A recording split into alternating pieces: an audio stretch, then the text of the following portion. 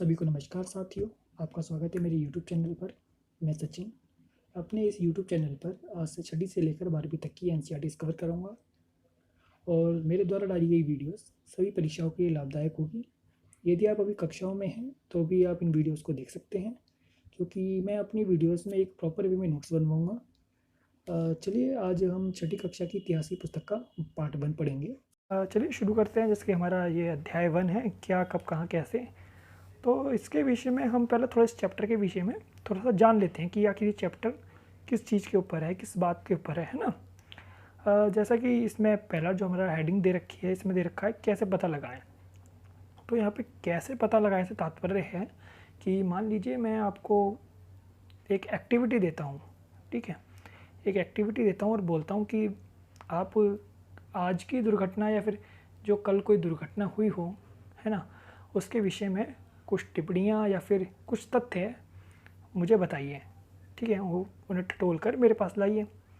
तो आप क्या करेंगे, है ना, या तो आप रेडियो सुन लेंगे या आप न्यूज़पेपर पढ़ लेंगे, है ना, ज़्यादा होगा तो आप यूट्यूब एक्सेट्रा पे चेक कर लेंगे, गूगल्स पे चेक कर लेंगे, है ना, यही आप कुछ अपनाएंगे।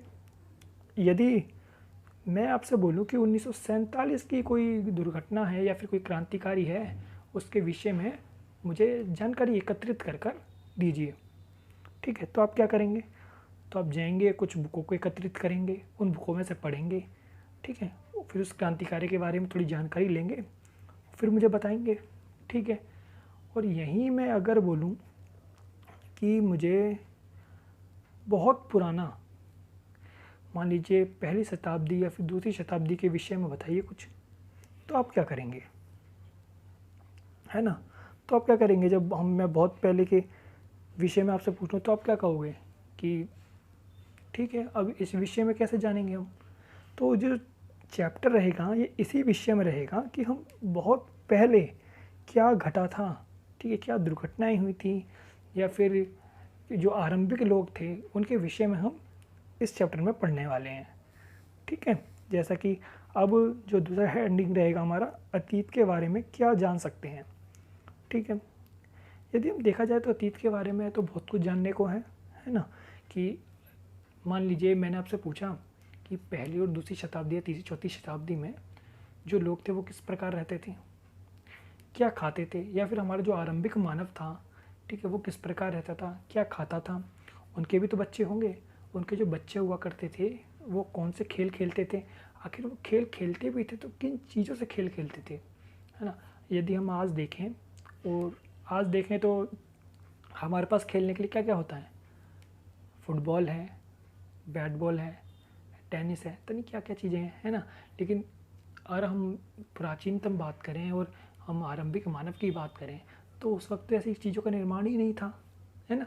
तो वो कुछ प्राचीन खेल ही खेलते होंगे या उनके द्वारा बनाए गए होंगे कुछ खेल, वैसे खेल खेलते होंगे। तो उन सब विषयों में इसमें पढ़ेंगे और कुछ संगीतकारों के बारे में, कुछ पुरोहितों के बारे में, कुछ शिल्पकारों के बारे में भी हम जान सकते हैं, इनके जीवन के बारे में जान सकते हैं, ठीक है, कि इनका जीवन किस प्रकार का रहा होगा।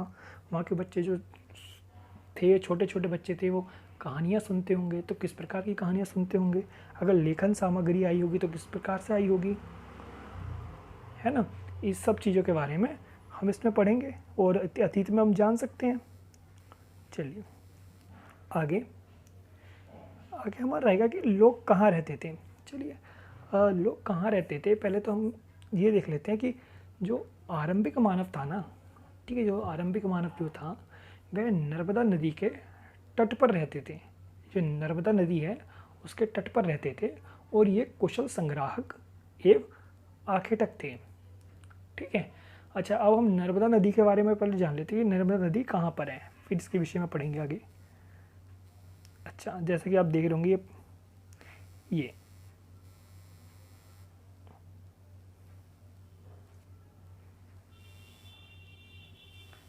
है ना, ये जो मैंने ग्रीन कलर से कर रखा है, यहाँ पर नर्मदा नदी है, ठीक है, जो ग्रीन कलर से है ये नर्मदा नदी है, ठीक है। तो क्या हुआ, कई वर्ष पहले, एक मिनट, जो नर्मदा, अब क्या हुआ, जब वैज्ञानिकों ने रिसर्च करना प्रारंभ किया तो उन्होंने नर्मदा नदी के तट पर आरंभिक जो मानव थे उनके साक्ष्य पाए। ठीक है, फिर क्या हुआ, फिर धीरे धीरे उन्हें पता चला कि यहाँ के जो आरंभिक मानव थे वह अपना जीवन यापन जो करते थे ना, वो आखेट एवं संग्रह के द्वारा किया करते थे। अच्छा, अब आखेट और ये संग्रह क्या था, पहले इसके विषय में थोड़ा सा जान लेते हैं। जैसा आखेट का जो अर्थ होता है वो था शिकार करना। ठीक है, जो ये लोग थे, जो आरंभिक मानव था, ये शिकार कर कर बड़ी जानवरों को, छोटे जानवरों को मारकर अपना जीवन यापन करते थे, भोजन बनाते थे उन्हें। ठीक है, दूसरा कार्य क्या था इनका, दूसरा कार्य था संग्रह। ठीक है, क्या ये लोग क्या करते थे, संग्रह का जो अर्थ होता है वो होता है किसी चीज़ का संग्रह करना, मतलब किसी चीज़ को खोजना। ठीक है, यहाँ के जो लोग थे ये जड़ें, फूल, पत्तों इत्यादि फलों को ढूंढ कर खाया करते थे, खोज कर खाया करते थे, उनका संग्रह किया करते थे। ठीक है, तो इस प्रकार एक आखेट द्वारा, दूसरा संग्रह द्वारा ये अपना जीवन यापन करते थे।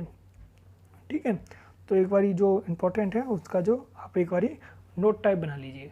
और हाँ, एक कॉपी और पेन अपने साथ जरूर रखें, अवश्य रखें, क्योंकि यदि ऐसी कुछ इंपॉर्टेंट बातें होती हैं जो हमें याद नहीं रहती, या फिर कोई बहुत से लोग ऐसे भी होंगे जो नोट्स बना रहे होंगे, है ना, तो मैं इस जो अपनी वीडियोस में उन्हीं पूरे पैसे तो पूरी बुक को एक्सप्लेन करूँगा, परंतु मैं उन पर ज़्यादा दबाव डालूँगा जो बहुत ज़्यादा इंपॉर्टेंट हैं। ठीक है, और उसमें मैं आपको नोट डाउन करने को भी कहूँगा। तो आप ये जो मैं बताने जा रहा हूँ इसे अपनी कॉपी में नोट डाउन कर लीजिए। जैसे कि जो हमारा टॉपिक है कि आरंभिक मानव नर्मदा नदी के तट पर रहते थे और वह एक कुशल संग्राहक एवं आखेटक थे। ठीक है, आगे जो ये लोग थे ना, ये जो लोग जो आरंभिक मानव थे, ये अपने जो आसपास की संपदा से, अपने जंगलों से, वो जो इनके ये भली भांति परिचित थे। ठीक है, अगर आज भी हम बात करें तो हमें एक दो स्थान ऐसे मिल जाएंगे जहाँ पर जो आदिवासी इत्यादि हैं, वो जो जनजातियाँ हैं, वो आखेट कर या संग्रह कर अपना जीवन यापन करती हैं, है ना। और इस विषय में हम इस चैप्टर में थोड़ा आगे पढ़ेंगे भी। ठीक है, तो इसी प्रकार से हम जो ये आरंभिक मानव थे, ये उस टाइम पे अपने आसपास की संपदा से, विशाल संपदा से बहुत अच्छे से परिचित थे। इन्हें बड़े अच्छे से पता होता था कि कहाँ पर पानी के स्रोत हैं, कहाँ पर किस प्रकार का खाना मिल सकता है, कहाँ पर जंगली पौधे मिलेंगे, कहाँ पर खाने योग्य दाने इत्यादि मिल जाएंगे। ठीक है, चलिए आगे। अच्छा, आगे जो हमारा, पहले हम थोड़ा सा ना इसके जो ये नर्मदा नदी के बारे में हम पढ़ रहे हैं, तो इस नर्मदा नदी के बारे में थोड़ी सी जानकारी एकत्रित कर लेते हैं। जैसे नर्मदा नदी जो है, आप नोट डाउन कर लीजिएगा इस बात को। ठीक है, जो नर्मदा नदी है, इसका जो उद्गम स्थल है ये अमरकंटक है। ठीक है, यहाँ का जो नर्मदा नदी का जो उद्गम स्थल है वो अमरकंटक है। ठीक है, और जो नर्मदा नदी को हम रेवा के नाम से भी जानते हैं। ठीक है, और ये जो 5वीं सबसे लंबी नदी है, जैसा कि गोदावरी और जो कृष्ण नदी के बाद भारत में बहने वाली सबसे लंबी नदी है। ठीक है, और मध्य भारत की ये जीवन रेखा भी कहा जाता है, इसे मध्य भारत की जीवन रेखा भी कहा जाता है। ठीक है, आशा करता हूँ आपने ये नोट डाउन कर लिया होगा। चलिए, जो हमारा दूसरा टॉपिक है इसी में ये, ठीक है, ये क्या है, अब तुम उत्तर पश्चिम की सुलेमान और किरथर पहाड़ियों का पता लगाओ। ठीक है, तो पहले हम देख लेते हैं सुलेमान और किरथर पहाड़ियाँ कहाँ हैं। अच्छा, जो अपनी ये रेड कलर से देख रखा है, जो मैंने ये पाकिस्तान के साइड में थोड़ा सा लगा रखा है, हाँ, किरथर पहाड़ी और ये सुलेमान पहाड़ी, है ना। तो ये यहाँ पे ये जो अभी हम देखें किरथर पहाड़ी और सुलेमान पहाड़ी जो है, ये आधुनिक में, ये भविष्य में देखा जाए या वर्तमान में देखा जाए तो ये है पाकिस्तान के साइड पड़ती है। ठीक है, पाकिस्तान में पड़ती है सुलेमान पहाड़ी और किरथर पहाड़ी। ठीक है, अब क्या था, जो ये उत्तर पश्चिम हमने सुलेमान और किरथर पहाड़ी देखी, तो ये पहाड़ियों में कुछ स्थानों में गेहूँ एवं जौ की फसलें उपजाई गई थी। ठीक है, उपजाना आरंभ हुआ था। जो ये उत्तर पश्चिम में जो सुलेमान और किरथर पहाड़ियाँ हैं, जो कि अभी वर्तमान में हम देखें तो पाकिस्तान में पड़ती हैं, यहाँ पर गेहूँ और जौ की फसलें उपजाना आरंभ हुआ था। ठीक है, और जो ये क्या कहते हैं, जो भेड़ बकरियाँ, फिर क्या हुआ, लोगों ने धीरे धीरे भेड़ बकरियाँ इत्यादि पालना प्रारंभ किया। ठीक है। उसके बाद में जो ये हम जैसे मैंने बताया कि ये पाकिस्तान में जो आधुनिक पाकिस्तान में जो ये कृथर पहाड़ी और सुलेमान पहाड़ी है, यहाँ पर जो ये जौ और गेहूँ उपजाना आरंभ हुआ वो 8000 वर्ष पहले हुआ था। ठीक है, स्त्री और पुरुषों ने गेहूँ और जौ उपजाना 8000 वर्ष पहले प्रारंभ किया था। ठीक है, फिर क्या हुआ, फिर उन्होंने धीरे धीरे भेड़ बकरियाँ भी पालना प्रारंभ कर दिया और ये लोग गाँव में भी रहते थे। ठीक है, चलिए हाँ एक बार इसे नोट डाउन कर लीजिएगा, अभी मैं करवा दूंगा। पहले दूसरा देख लेते हैं एक बार कि उत्तर पूर्व में गारो तथा मध्य भारत में विंध्य पहाड़ियों का पता लगाओ। ठीक है,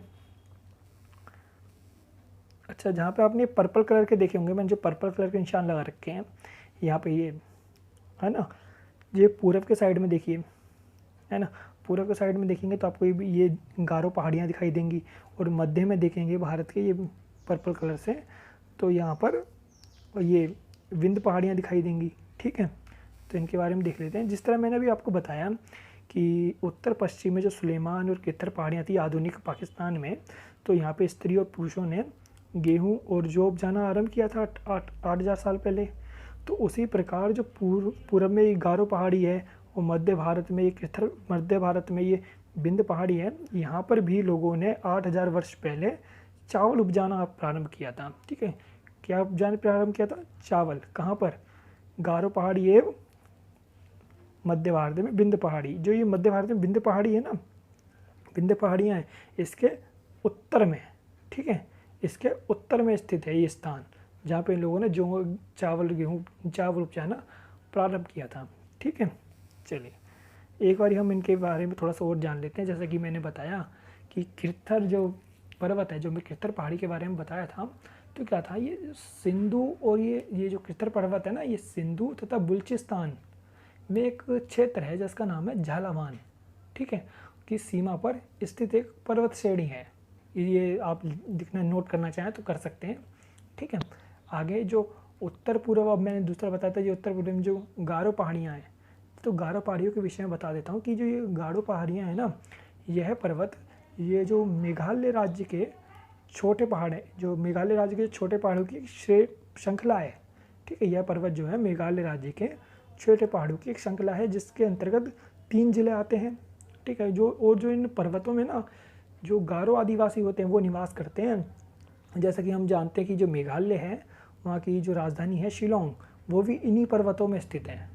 ठीक है, चलिए एक बार ये आपने नोट डाउन कर लीजिए, मैं पुनः बोल देता हूँ कि उत्तर पश्चिम की सुलेमान और कृथर पहाड़ियों में कुछ स्थानों में स्त्री और पुरुषों ने गेहूँ और जौ फसलें उपजाना प्रारंभ किया।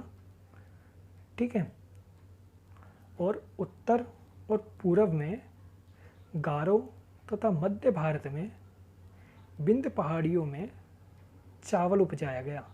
ठीक है, वे स्थान विंध्य के उत्तर में स्थित थे। चलिए आगे,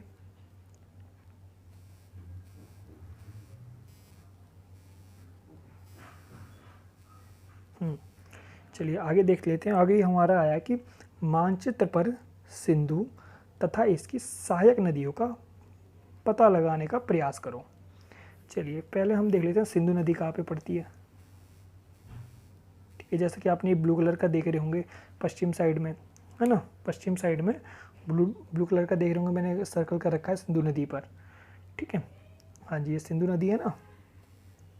ठीक है, अब क्या है, सिंधु नदी और इसकी सहायक नदियों का पता लगाएं। ठीक है, अच्छा पहले ये जो सहायक नदियाँ क्या होती हैं इसके बारे में थोड़ा जान लेते हैं। जैसा जो मान लीजिए कोई बड़ी नदी है, ठीक है, उसमें और सारी नदियाँ हैं मिल रही हैं, तो वो जो मिल रही हैं ना उस बड़ी नदी में, वो सारी नदियाँ क्या हो जाती हैं, वो एक सहायक नदियाँ बन जाती हैं। ठीक है, वो सहायक नदियाँ बन जाती हैं। ठीक है, चलिए अब क्या हुआ था, जैसा कि मैंने अभी बताया जी सहायक नदियों के बारे में तो आपको बता दिया। जैसे कि सिंधु तथा जो इसकी सहायक नदियाँ थी ना, इनके जो किनारों पर जो आरंभिक नगरों का बसना प्रारंभ हुआ, ये नगरों का जो विकास हुआ वो 4700 वर्ष पूर्व हुआ था।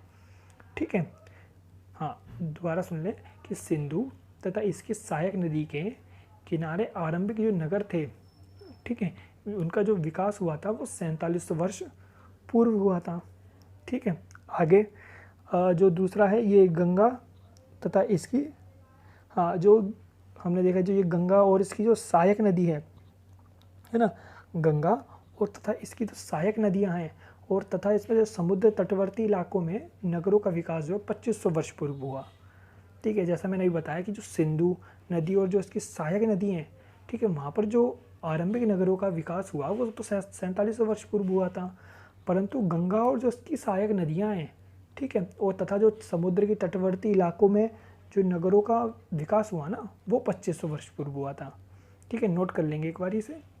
ठीक है, आगे, अच्छा, ये सिंधु नदी के बारे में थोड़ा जान लेते हैं। जैसे कि जो ये सिंधु नदी है, हम जानते हैं कि एशिया की सबसे लंबी नदी है। ठीक है, और कहते हैं उद्गम स्थल जो है इसका, ये मानसरोवर के जो निकट सिंध बाब नामक जलधारा माना जाता है। ठीक है, और ये पाकिस्तान की राष्ट्रीय नदी है। और जो इसकी जो सहायक नदियां हैं वो कुल 7 सहायक नदियां हैं। ठीक है, अब क्या करना है आपको कि जो मैंने 7 सहायक नदियां हैं ना, इनके नाम आपको कमेंट में देने हैं। ठीक है, मैं चेक करूँगा आपके। ठीक है, तो एक बारी पुनः लिख लेंगे कि सिंधु तथा इसकी सहायक नदी के किनारे आरंभिक नगरों का विकास 4700 वर्ष पूर्व हुआ, और गंगा तथा इसकी सहायक नदियों के तथा समुद्र तटवर्ती इलाकों में नगरों का विकास 2500 वर्ष पूर्व हुआ।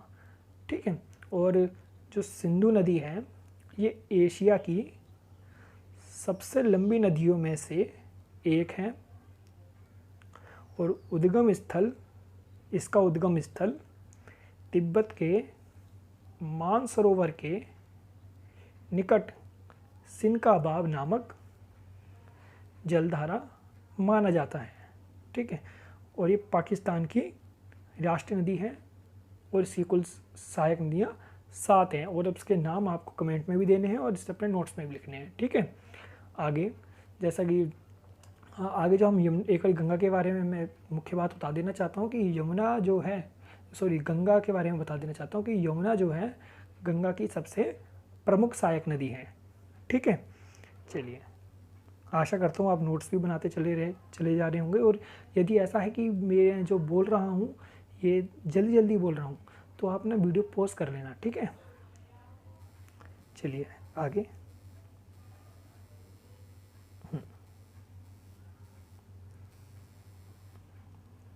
अच्छा, अब हम पढ़ते हैं कि देश के नाम, है ना, हमारे जो टॉपिक रहेगा ये रहेगा देश के नाम।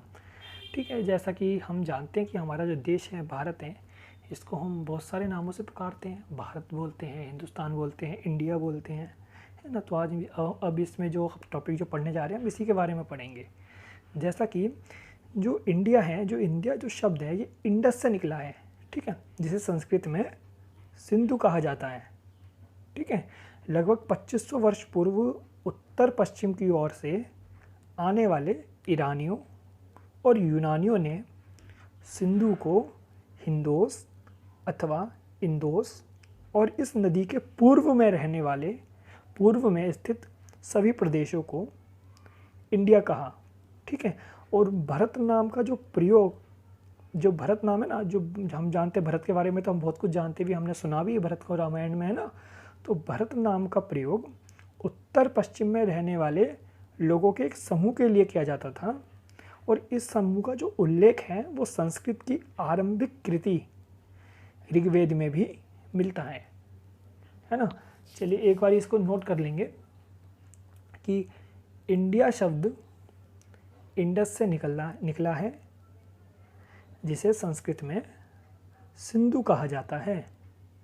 ठीक है, 2500 वर्ष पूर्व, लगभग 2500 वर्ष पूर्व उत्तर पश्चिम की ओर से आने वाले लोगों ने सिंधु को हिंदोस अथवा इंदोस और इस नदी के पूर्व में स्थित भूमि प्रदेशों को इंडिया कहा। भरत नाम का प्रयोग उत्तर पश्चिम में रहने वाले लोगों के एक समूह के लिए किया जाता था। इस समूह का उल्लेख संस्कृत की आरंभिक कृति ऋग्वेद में भी मिलता है। ठीक है, चलिए। अच्छा, जो ये ऋग्वेद जो है, ये कृति जो है ऋग्वेद, ये 3500 वर्ष पुरानी है। ठीक है, ये जो इसमें लिख रखा है एक बार नोट कर लीजिएगा।